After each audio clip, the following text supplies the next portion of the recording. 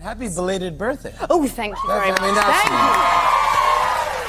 you. You had a fun birthday, right? I had a really fun birthday. Game of Thrones ended 5 years ago. The cast walked away as global superstars. But what happened next will shock you. One star was begging doctors to let them die while filming season 2. Another was secretly living on credit cards despite earning millions. A third lost so much weight for a new role that they looked like a marble rattling in a bottle. The physical transformations are shocking enough, but the personal revelations will destroy everything you thought you knew about these actors. Emilia Clarke. In 2011, Emilia Clarke had just finished filming the first season of Game of Thrones. She was only 24, and the world was about to know her as the fierce Daenerys Targaryen. But inside a quiet London gym, everything changed. She collapsed. Her head throbbed like it was tearing itself apart. Doctors ran tests and found something terrifying. A subarachnoid hemorrhage. A brain aneurysm had ruptured. Most people die from that without warning. She was rushed into emergency surgery. For 3 hours, surgeons worked through her groin, sliding a thin catheter all the way up into her brain. They placed platinum coils to stop the bleeding. She survived. But when she woke up, she didn't know her name. She couldn't speak. She tried to form words, but only gibberish came out. It's called aphasia, and it steals your ability to speak, to understand, to be understood. She was in so much pain, she begged the doctors to let her die. She wanted them to just pull the plug. After a month in the hospital, she forced herself back to work. Season 2 was waiting, but scans showed a second aneurysm growing silently on the other side of her brain. In 2013, it doubled in size. They tried a quiet, simple procedure. It failed horribly. She started bleeding inside her skull. Emergency brain surgery was the only option. They had to go in through her skull. The recovery was brutal. She lived in constant fear that she'd forget how to speak, or act, or recognize a face. And when they did the scans, they saw it. Parts of her brain were just gone. Blood-starved tissue had died. Her brain had eaten itself. Titanium plates were placed in her skull to hold it together, but somehow, she didn't stop. She didn't disappear. She started a charity in 2019 called Same You to help people like her. In February 2024, Prince William gave her an MBE. She stood beside her mother, Jenny, who also survived a brain aneurysm. Kit Harington.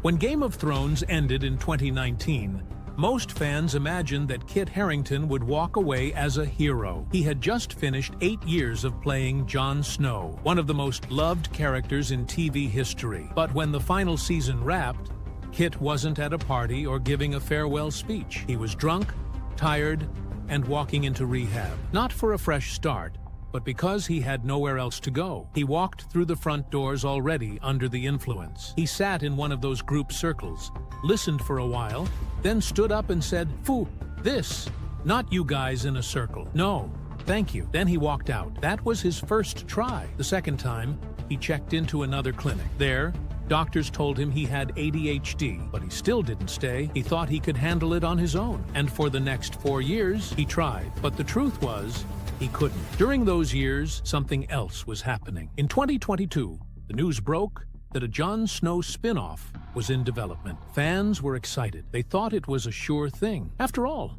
the idea came from Kit himself. He pitched it to HBO, brought in his own team of writers, and began building the story. But as time went on, it got quiet. Then, in April 2024, Kit finally said the words no one expected. The project was dead. Firmly on the shelf, he called it. They just couldn't find a story they were excited about. So after 6 years away from Westeros, Kit still couldn't escape Jon Snow. But now, the sword wasn't in his hand. It was hanging over his head. Today, Kit is sober, over 2.5 years clean. He looks different now. His beard has streaks of gray. His face looks older, more tired. But there's something else in his eyes, something softer. He and his wife, Rose Leslie, the same one who played Ygritte on the show, now have 2 children, a son who's 2 years old, and a daughter just 6 months. He's not playing a warrior anymore. He's raising a family. In August 2024, he finally returned to long-term TV, joining HBO's industry for Season 3. He plays Sir Henry Muck,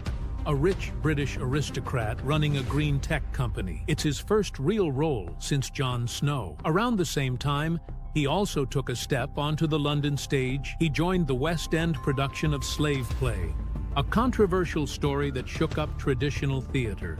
Some performances were only for black audiences, called blackout nights. Kit defended them, saying they created a safe environment and didn't take away anything from anyone else. Peter Dinklage was already one of the most unforgettable faces in television history by the time Game of Thrones ended in 2019. As Tyrion Lannister, he had delivered lines that echoed around the world, earning a staggering $1.2 million per episode during the final season. But what came after surprised everyone. The man who walked away from Westeros with 4 Emmys and a $25 million fortune didn't slow down. He didn't fade into supporting roles or easy voiceovers. He returned in a way no one saw coming, darker, stranger, and more commanding than ever. In 2025, Dinklage stepped back into television with Dexter: Resurrection, not just as a character, but as the core of the storm. He played Leon Prater, a billionaire who didn't kill,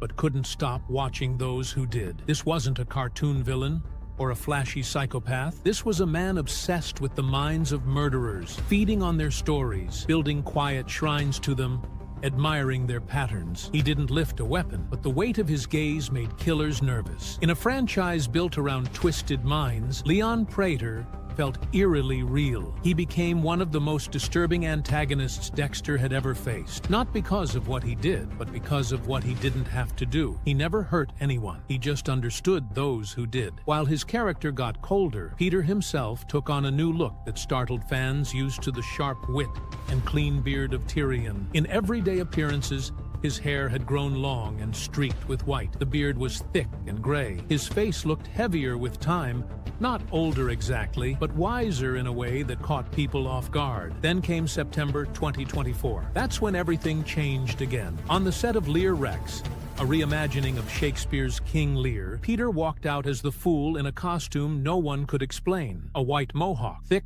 white face paint, red eyeshadow, lipstick that looked like war paint. Across from him stood Al Pacino, playing King Lear. The photos spread like wildfire. Nobody had ever seen Dinklage like that. He looked more like a myth than a man, something torn from another dimension. But Peter's boldest moment didn't come from a role or a costume. It came behind a microphone.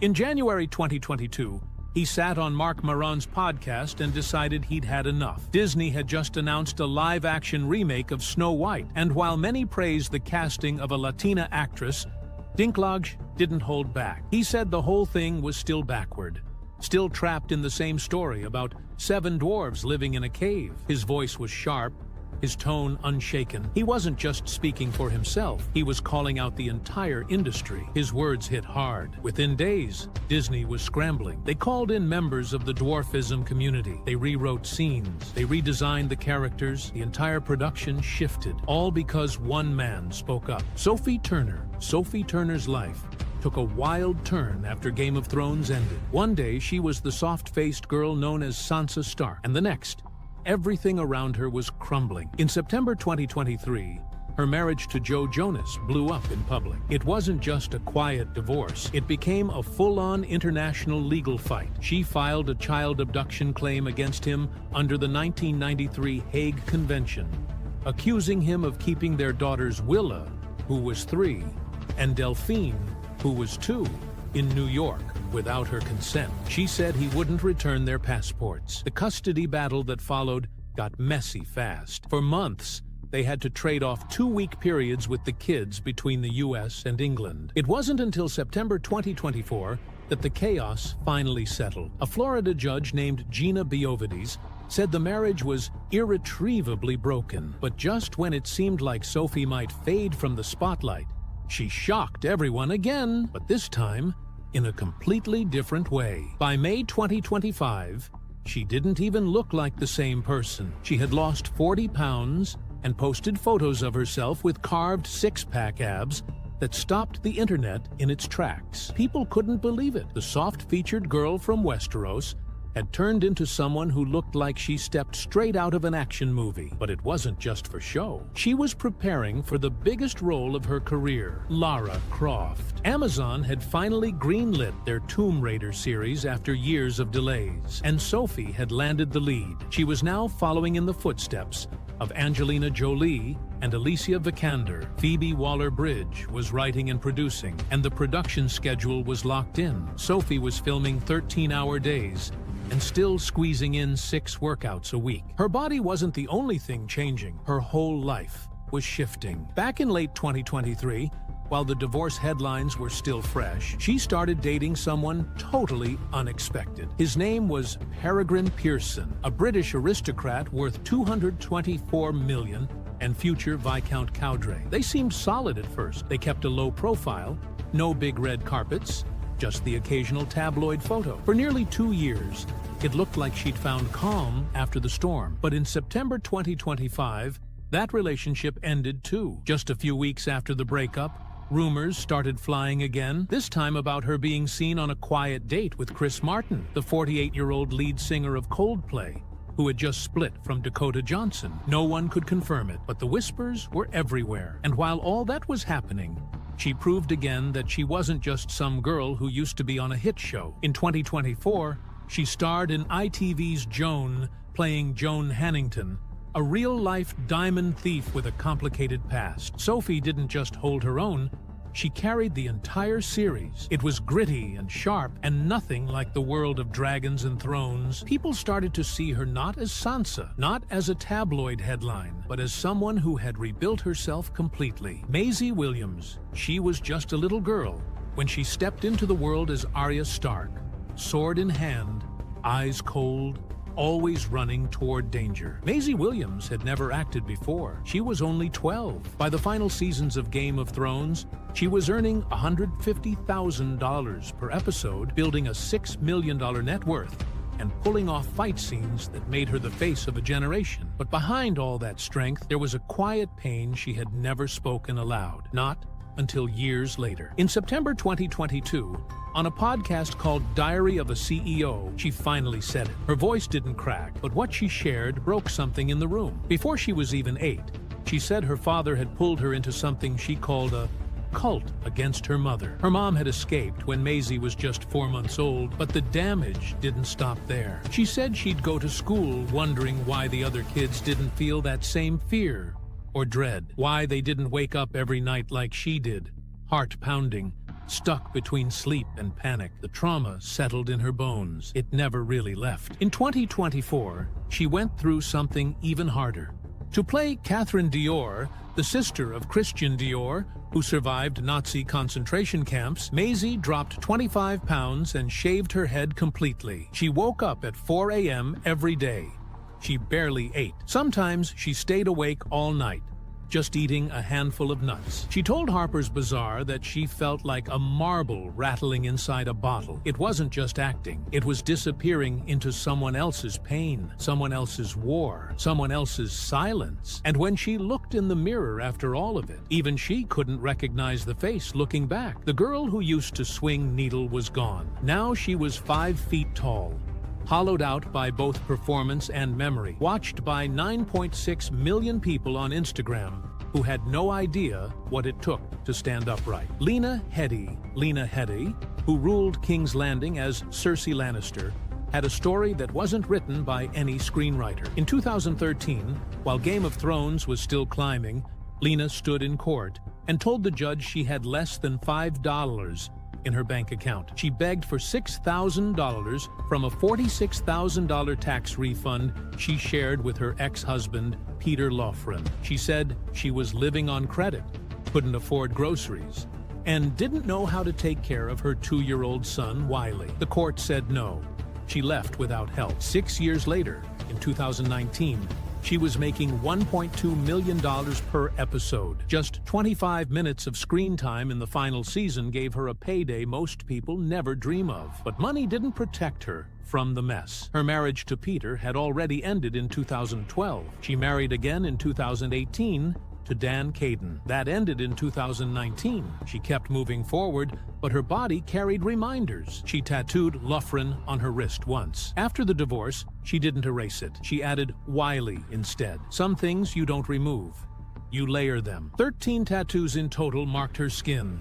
Hindu gods, birds flying out of cages, butterflies, lotus flowers. All of them said something that words couldn't. In 2017, She joined the Miridler Me Too movement and told the world what Harvey Weinstein had done. She said he blacklisted her from Miramax Films after she refused him. She never looked back. But the weight of everything still followed her. After Wiley was born, she fell into postpartum depression. She talked about it publicly. She didn't sugarcoat anything. She wanted people to know how heavy it got. And yet, like Maisie, she kept rising. In October 2022, Lena married again, this time to Mark Menchaca from Ozark. They had the ceremony in Italy. Peter Dinklage and Sophie Turner were there, friends from the Game of Thrones days. She was 51. She was busy again, filming a new Charlie Brooker series for Netflix, playing a lead role in The Abandons with Gillian Anderson. The premiere was set for December 4th, 2025, and somewhere in November 2024,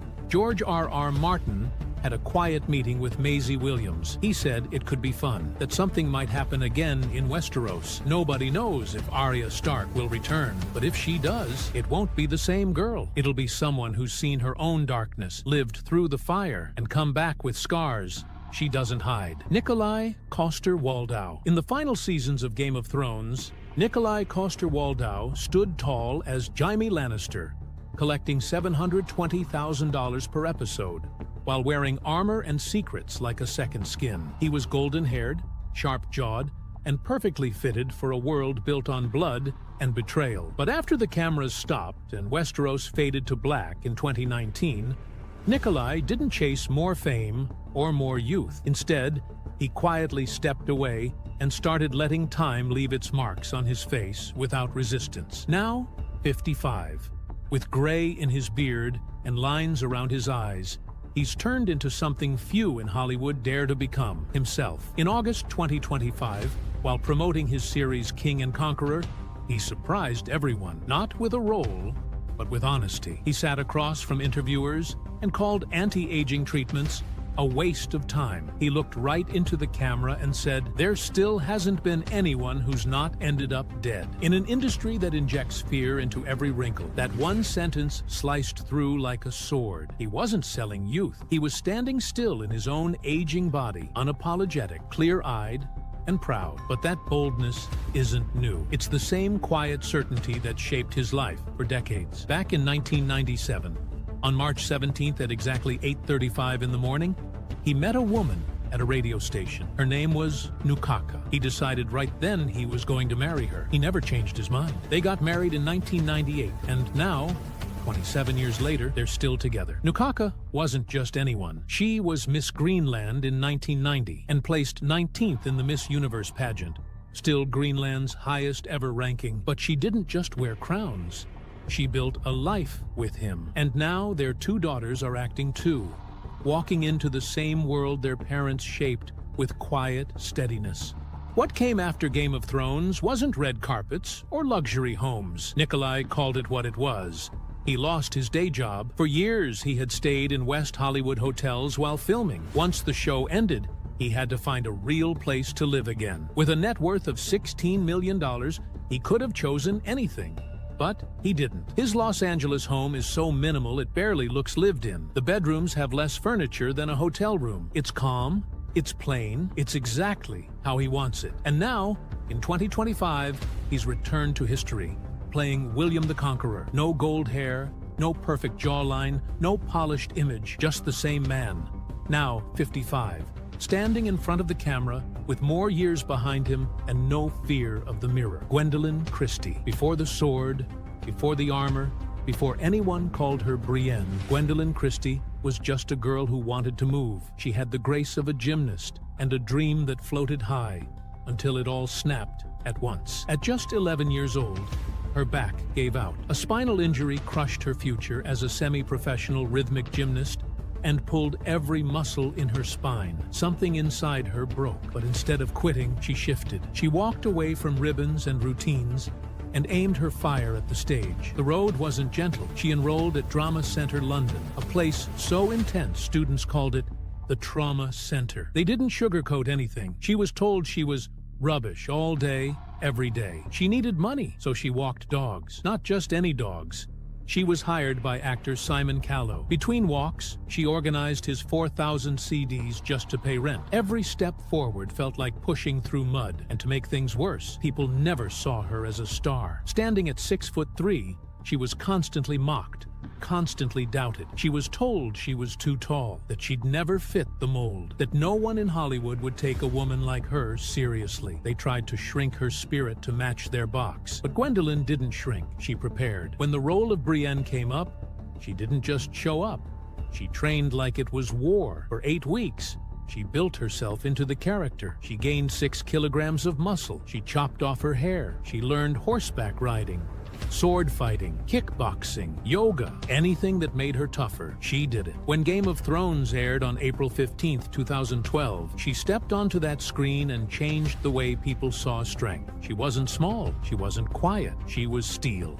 She was presence. And somewhere in the crowd of new fans was former President Barack Obama. Even he couldn't look away. But even when the world clapped for her, the industry didn't. In 2019, when HBO submitted their official Emmy nominations for the final season, they completely left Gwendolyn out. No support, no push. They snubbed her completely. Most actors would have moved on, not her. She took $225 from her own pocket and submitted herself. Paid for her own entry, no agent, no backing, just guts. And it worked. She landed the nomination, stood beside the very actresses HBO had chosen instead. It wasn't just a win, it was a message. She didn't need anyone's permission to be excellent. By 2025, the world had caught up. Her career exploded. Her net worth hit $4 million.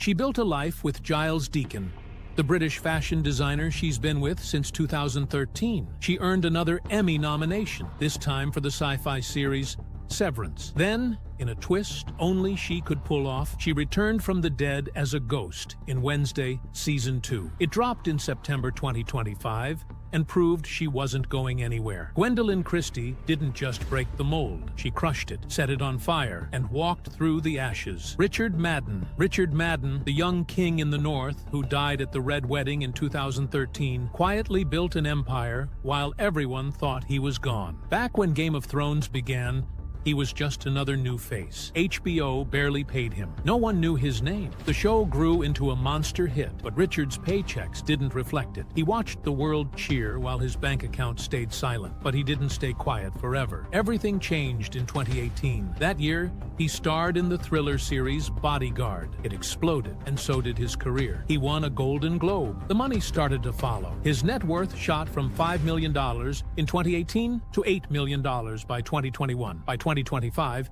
he had carved out his place, not just as an actor, but as a force. The body changed too. For Eternals in 2021, he trained like a machine. He called it physically fucking draining. Hours on wires, bruises from flying scenes, exhaustion written across his face in behind-the-scenes shots. Then came Citadel in 2023. More bulking, more strength. He looked harder, sharper, like a man sculpted by pressure. It was a long way from the boy who died in a tent, but success came with shadows.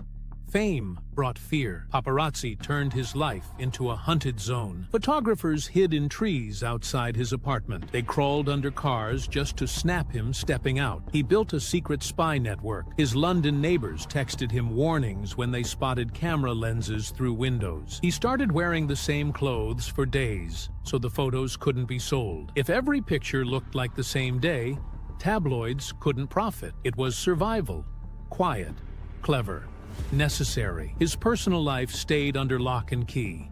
From 2012 to 2015, he was with Doctor Who actress Jenna Coleman. Later came model Suki Waterhouse. Then TV host Laura Whitmore. Then actress Ellie Bamber, who he dated for 2 years before it ended in 2019. But after that, the curtain came down. By 2024, he was reportedly single and guarding his privacy with everything he had. He stopped discussing relationships, stopped feeding the fire,